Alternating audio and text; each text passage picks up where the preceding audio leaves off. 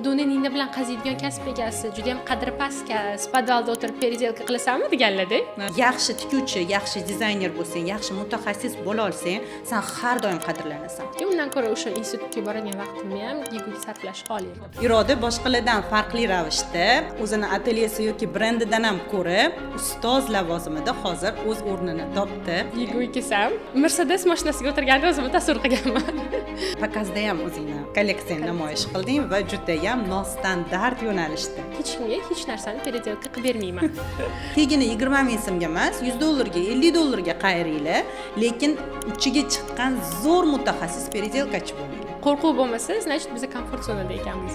Ha, men hozir qo'rqaman, lekin qo'rqsam ham qilaman. Men shunchaki tikuvchilarni, dizaynerlarni o'zini ishini arzon baholashiga juda ham qarshiman. Salgina chokliga qiyshuv ketsa ham o'ylashadi, bu meni kasbim emas ekan, eplolmas ekanman deshadi. Onalar ko'pincha sizlarga murojaatim, qizlaringlar kichkina yoshdaligini qabul qilinglar, katta qizlarning natijasini o'smir qizlardan kutmanglar va sizlar uchun sifatli ta'lim berish uchun xodimlarimiz o'zimiz ustida tinmasdan ishlashadi. Sizlar bilasizlar.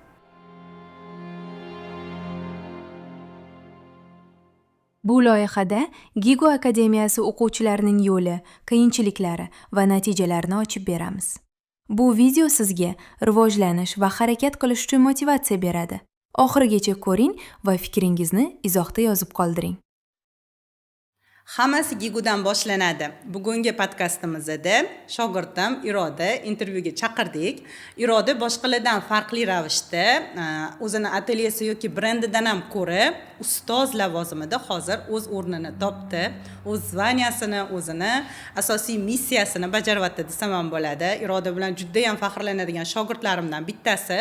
Chunki u Giguda o'qish bilan parallel ravishda boshqa joylarda ham o'qidi va o'zini ustida ishlab, hozir faxrli ustoz unvonida ish yuritadi.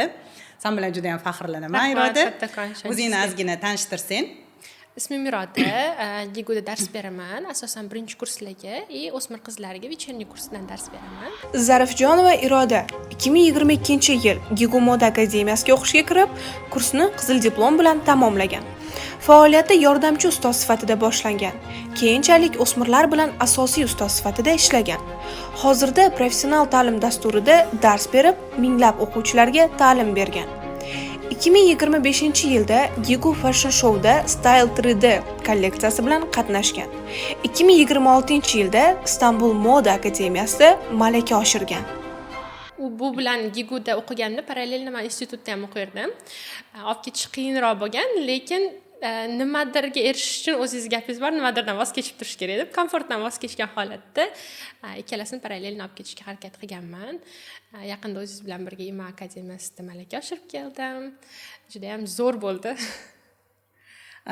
Ustozlikka qarab yurayotgan karyera zinapoyang juda ham seni yorqin deb ayta olaman. Chunki Giguda o'qish bilan parallel ravishda sen yana pakazda ham o'zingni kolleksiyani namoyish qilding va juda ham nostandart yo'nalishda. Ya'ni 3D Style programmasida kompyuterda birinchi tuzilgan kolleksiyani namoyish qilish. O'sha paytda Versalda moda namoyishini qilganimizda o'quvchilarimiz chiqqanda Irodani chiqishi juda ham yorqin bo'lgan, chunki buni kolleksiyasi birinchi navbatda kompyuterda programmada qilinib, keyin uni real hayotda qilingan. Bu juda ham wow effekt bergan. O'shanda hamma wow, Gigu oldinda, ata kosmos deyishgan. Rosa faxrlanib ketganman shu jarayondan.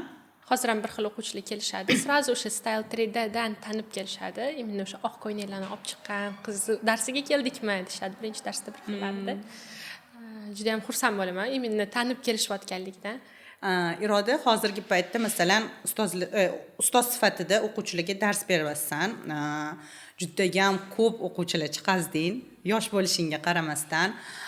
Bundan tashqari o'sha Style 3D kursida o'qiding, o'zingni bilimlaring ham juda ham ko'p demoqchiman-da, yoshingga nisbatan va Istanbul Moda akademiyasida ham o'qib kelding. Bu faqatgina ko'tarilish bo'lib ketyapti-da. Buni hazm qilish qiyin bo'lmayaptimi? Miya shoshib qolmayaptimi? Sal shoshyapti, напряженный bo'lyapti qanaqadir, lekin shu bilan zavqli ham bo'lyapti qanaqadir o'zimni o'sganimni his qilish. o'zimni bosishga ham harakat qilyapman ozgina bunaqa tez ko'p bilim olvorish ham Hazm ham qilish kerak hazm deb qilish buni. qiyinroq bo'lyapti. Lekin o'quvchilarning ichida bu qanaqadir status berishi, o'zimga уверенностьimni oshirishiga yordam bo'lyapti. Baribir bilim odamni o'ziga bo'lgan ishonchini yaxshigina oshirib beradi.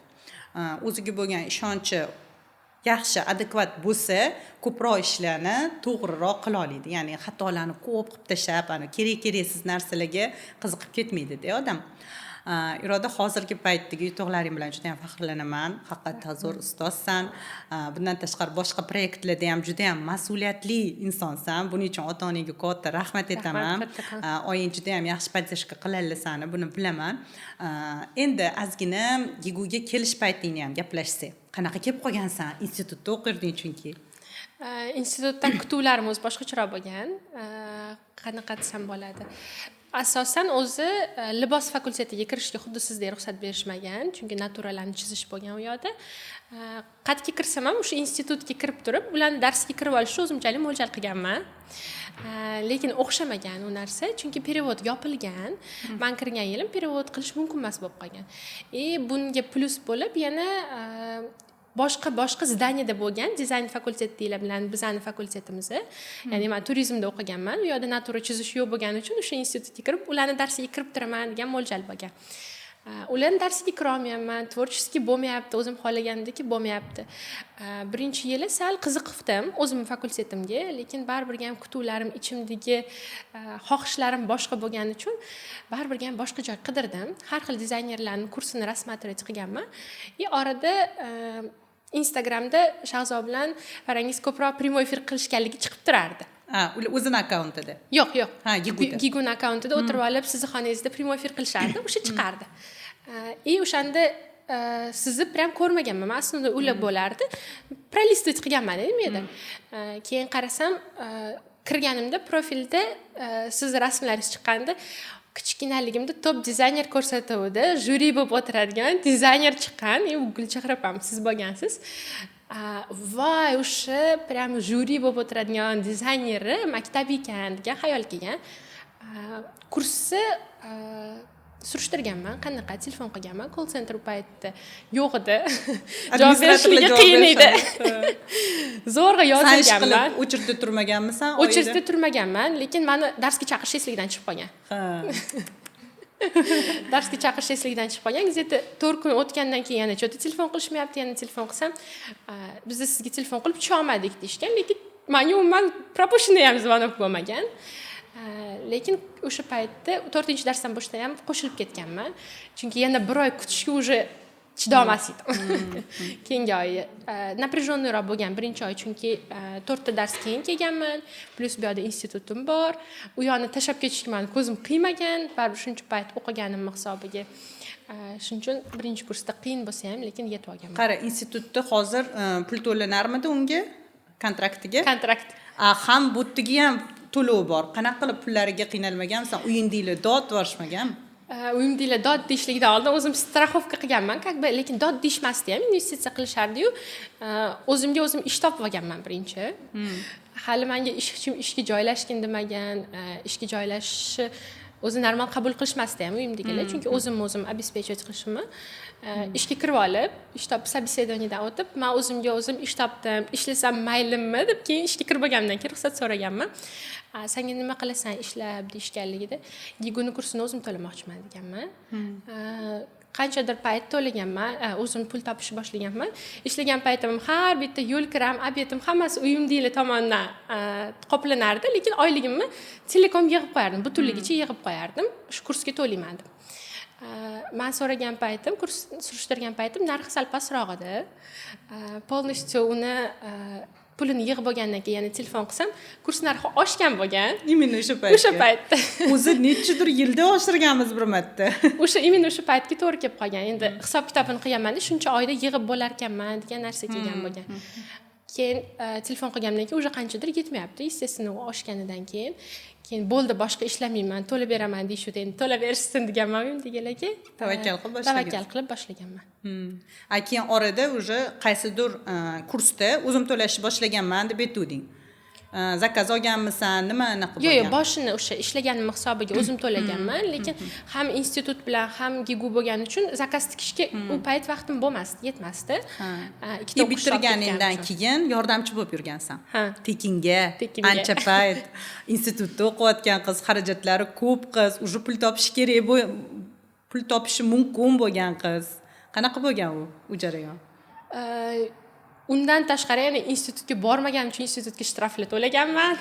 Qo'shimchasiga. Shunaqa darajada giguni yaxshi ko'rganimdan borgim kelmasdi institutga. Undan ko'ra o'sha institutga boradigan vaqtimni ham giguga sarflash xolis. Yordamchi bo'lib bo'lsa ham. Ha. Ustozlarning yordamchisi bo'lib, qo'pol qilib aytganda hamma ishlarini qilib yuradigan darajada bo'lsang ham undan ko'ra shu yaxshi. Zakaz olishimga ham sababchi bo'ladigan malikam katta podдержка berganlar o'sha paytda. Siz odam operatsiya qilmayapsiz, nimaga zakaz olmasligingiz kerak deb aytardilar. Qanaqadir bitirgandan keyin yordamchi bo'lib yurgan paytim zakaz olishni boshlaganman. Orada bitta-ikkita bo'lsa ham uverенностьim ozgina oshirish uchun odam operatsiya qilmayapsiz, material bo'lsa ham bitta material pulini to'laysiz, nima qilibdi derdilar-da. O'shaning uchun baribir zakaz olishni boshlaganman o'sha paytda. Buzib qo'yib, qo'rqib qolardim bir xillarida, olib kelardim. Noldan o'rganganmisan tikishni? Prям noldan. Juda ham noldan, tikish umuman bilmasding-a? Qanaqa bo'lgan? Uyda ojon mashinkalar bo'lardi, tikardilar. Qanaqadir payt bitishni bilmasdilar, tikishni bilardilar. O'zlari uchun, biz uchun tik berardilar. Mashinkalarga o'tirsam, nuqul ninasini sindirib qo'yardim yoki nimadir qilib buzib qo'yardim. O'tirmagin derdilar. Qo'rquvim bor edi, degan. Qo'rquvim bor edi, o'tirmagin derdilar. Endi u mashinka bunaqa gigunikidagi mashinka bo'lmagan. Oldingi podolskilar bo'lgan. Men mashinkalar hammasi shunaqa bo'lsa kerak deb o'ylardim. Giguga kelsang, Giguga kelsam, monster turibdi. xuddi ana Mercedes mashinasiga o'tirganda o'zimni tasavvur qilganman. Bu yoqda qarasam, hech qanaqa problema bo'lmayapti mashinka bilan. Men qo'lim tegsa buzilib qolmayapti. Normal qabul qilishni boshlaganman shundan keyin.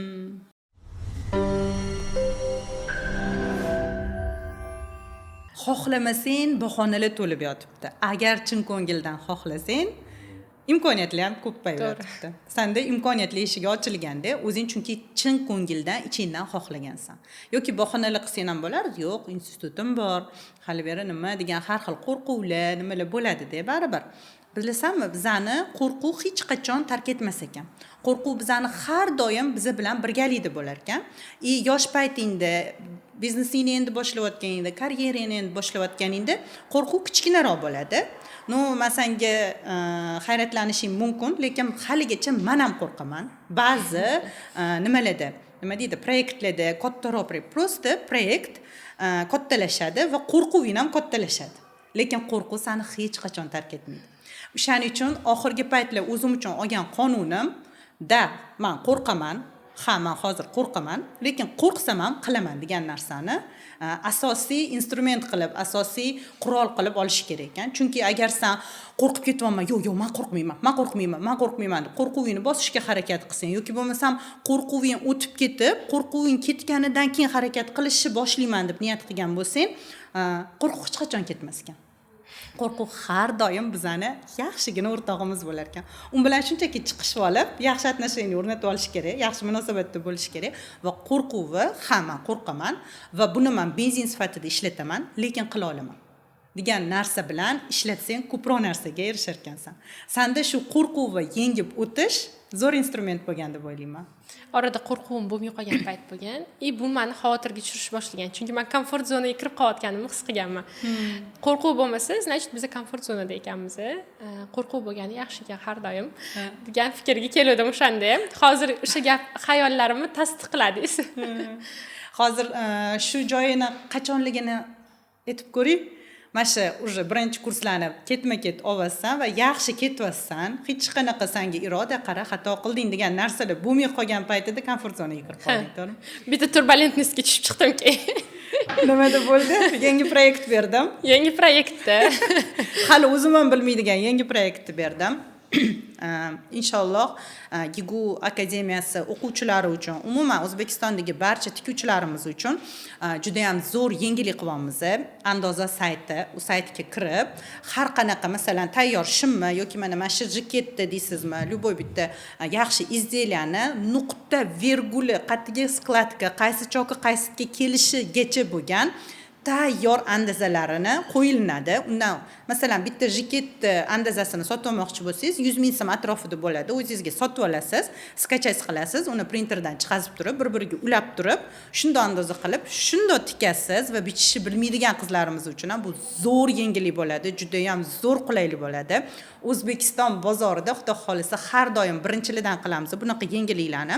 Chet elda juda ham ko'p bunaqa saytlar, lekin O'zbekistonda birinchi bo'lamiz, xudo xolisa.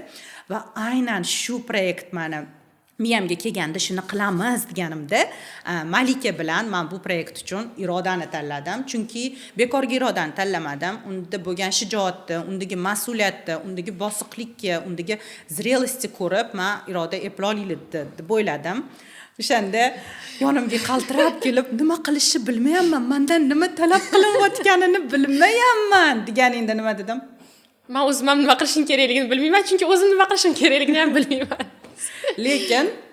lekin men senga ishonaman. Shunda zo'r gap gapirdingiz. Sen ishonmasang ham men ishonmayman, значит qila olasan deysiz.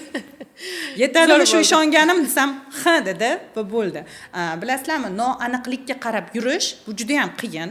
Lekin o'sha paytda men Irodaga aniq yo'lini bilmasdim. Iroda, men senga aniq aytolmayman nimalar qilishingni, lekin prosta gruppada bo'lib tur va men senga nimadir bergan nimalarimni, senga beradigan ishlarimni qilib ber bo'ldi. Sekin-sekin joyini topib ketasan. Xo'p, yangi proyekt, xo'p, wow, zo'r. Lekin men kimman bu yerda degan narsa bo'ldi-da Irodada. Lekin hozirgi paytda bu proyektimiz jadallik bilan rivojlanyapti va tez orada sizlarga taqdimotini qilamiz uni. Zo'r yangilik bo'ladi, xudo xolisa. Zo'r bo'ladi.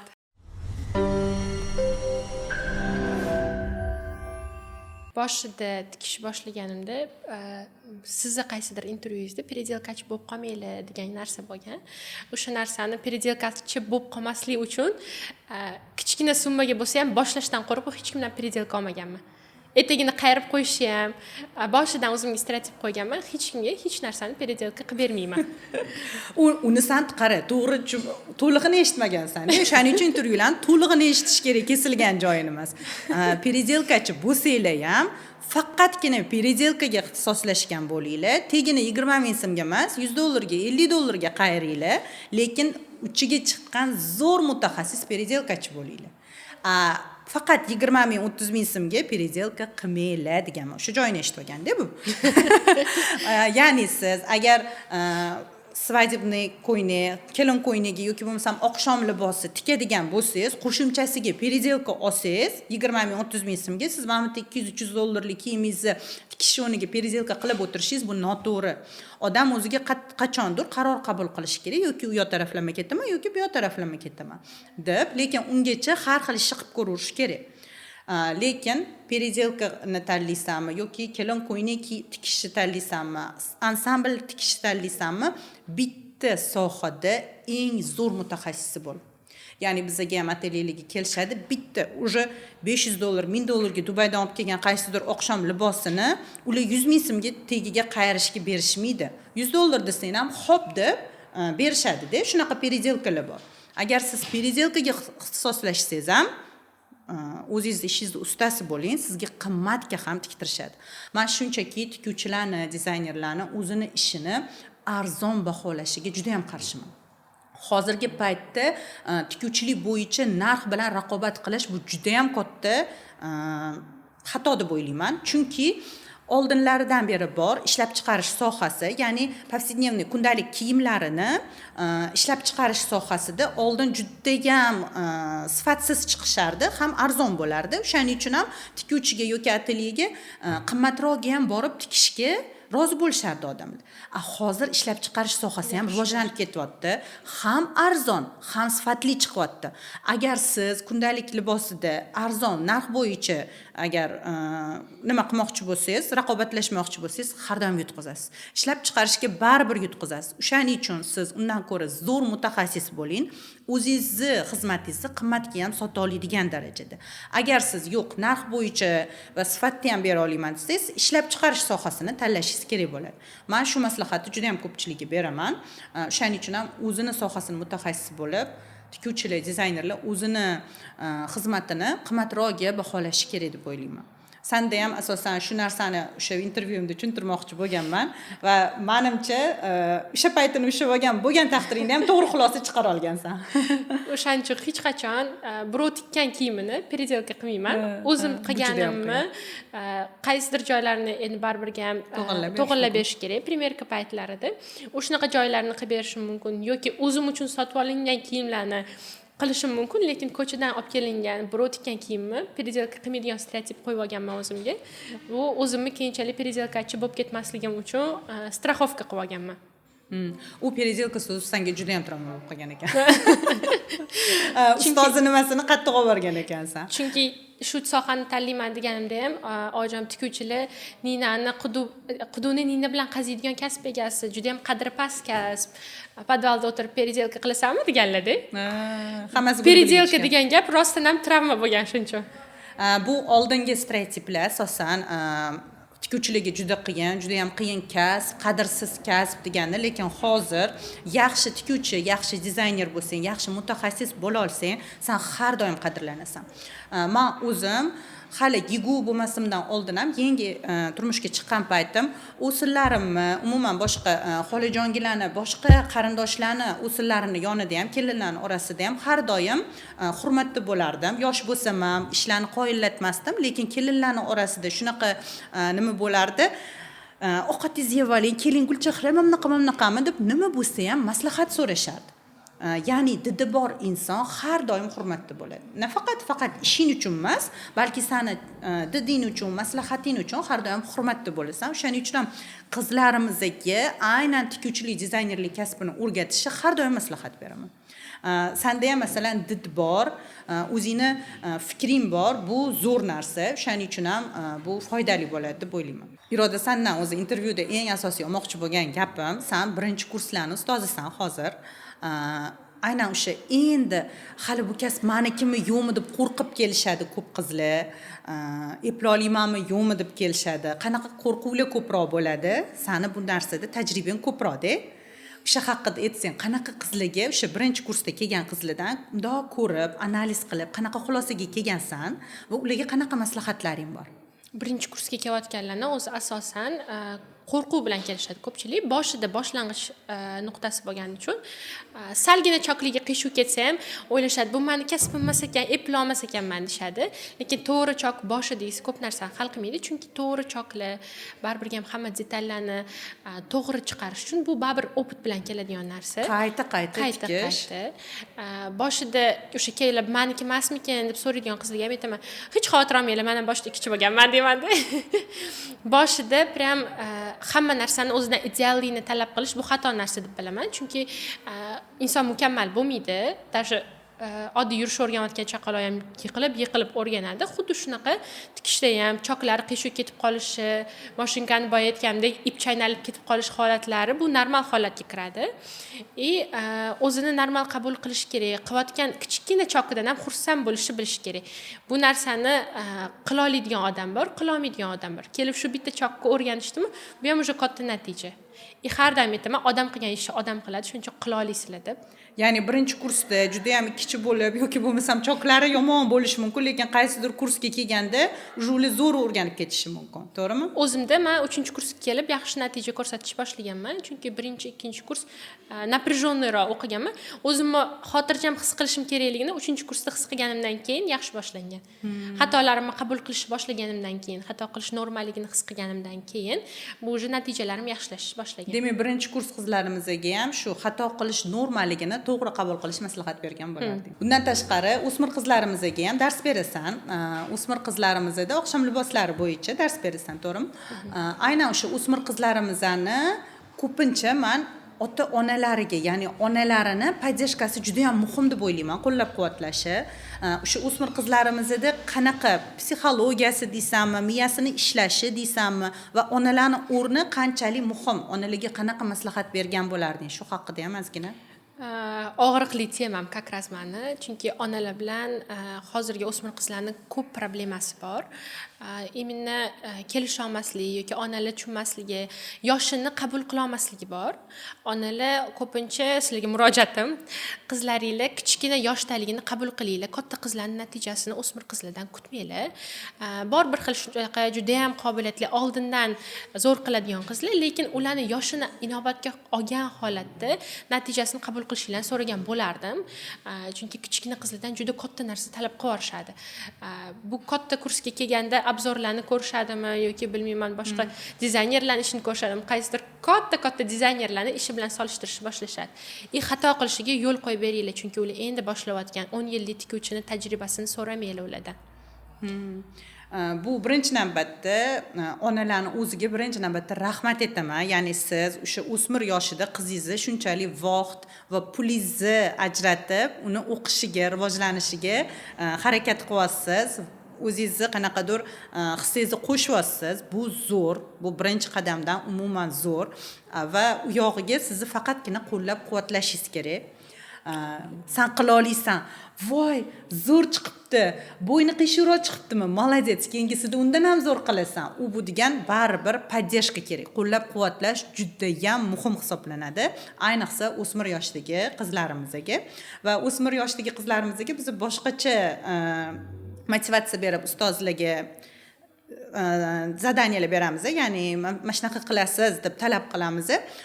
Katta kurslarni ustozlariga masalan bilimni yaxshilab beringlar, yaxshilab talab qilinglar desak, o'smir o'quvchilarimizning ustozlariga biz qizlarga mehr beringlar deymiz. Qizlarni eshitinglar deymiz. Chunki o'smir yoshdagi qizlarimiz eshitilinmagan qizlar bo'ladi ko'proq va bu juda ham to'g'ri deb o'ylayman. O'sha men o'zim ham masalan qizim bor, o'g'lim bor, har doim men uni eshita olmasligim mumkin, har doim men uni qiziqishlarini to'g'ri baholay olmasligim mumkin, o'zim ham ona sifatida.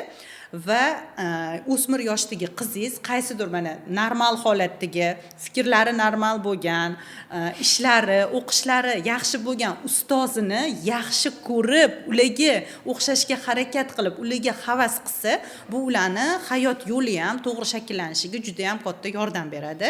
Meni o'zim o'g'lim bor, to'g'ri, o'smir yoshidagi, lekin qizim bo'lganda ham mana shu qizlarga havas qilib katta bo'lishini juda ham xohlagan bo'lardim.